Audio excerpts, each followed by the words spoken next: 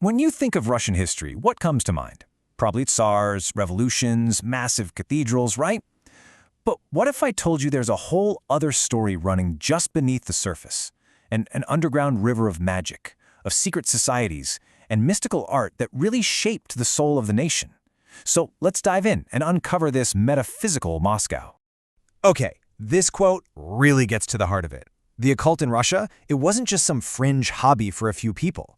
It was a fundamental epistemological regime, which I know sounds super academic, but all it really means is that it was a complete system for knowing and understanding the world. It was this lens that shaped, well, everything, from art and philosophy all the way to the very nature of state power.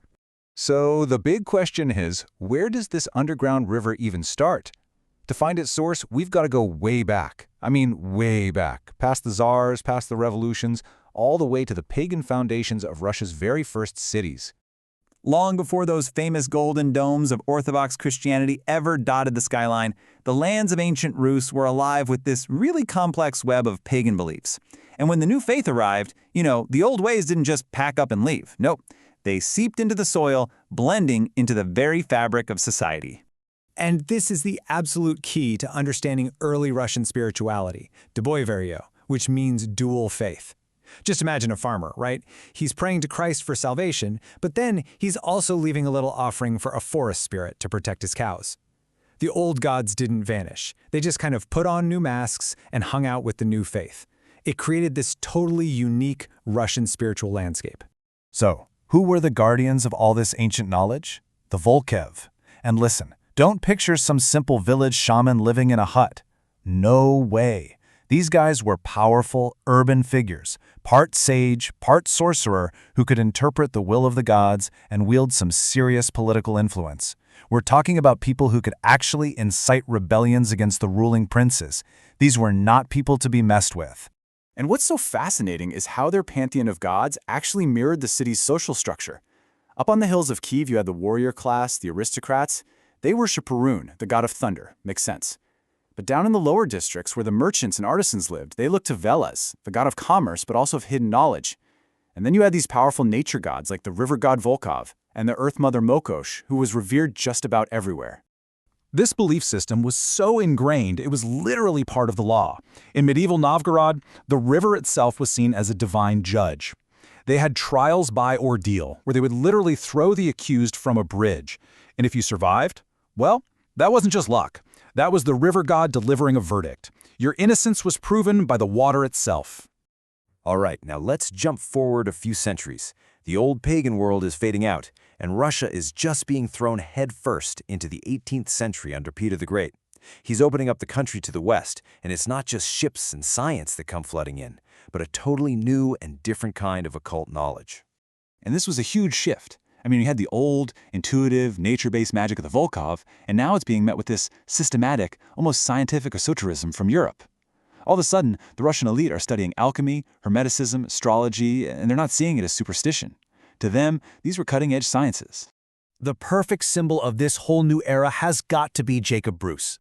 To the Tsar, he's this trusted general, a diplomat, a man of science. But to the regular people of Moscow, he was the sorcerer of Sukharev Tower, this mysterious guy who was supposedly trying to unlock the secrets of eternal life. See, science and magic weren't opposites at all. They were tangled up together right at the very heart of power. So this new wave of Western esotericism, it needed a place to go, a vessel. And it found the perfect one in the secret societies that just swept across the Russian aristocracy in the 18th century. Behind closed doors, in candlelit rooms, the most powerful men in the entire empire were joining a new brotherhood, the Freemasons. As you can see here, Masonry just exploded. It showed up in the 1730s with foreign officers. But by the 1770s and 80s, you have Russian leaders like Novikov shaping it into this hugely powerful domestic movement. But it got too influential.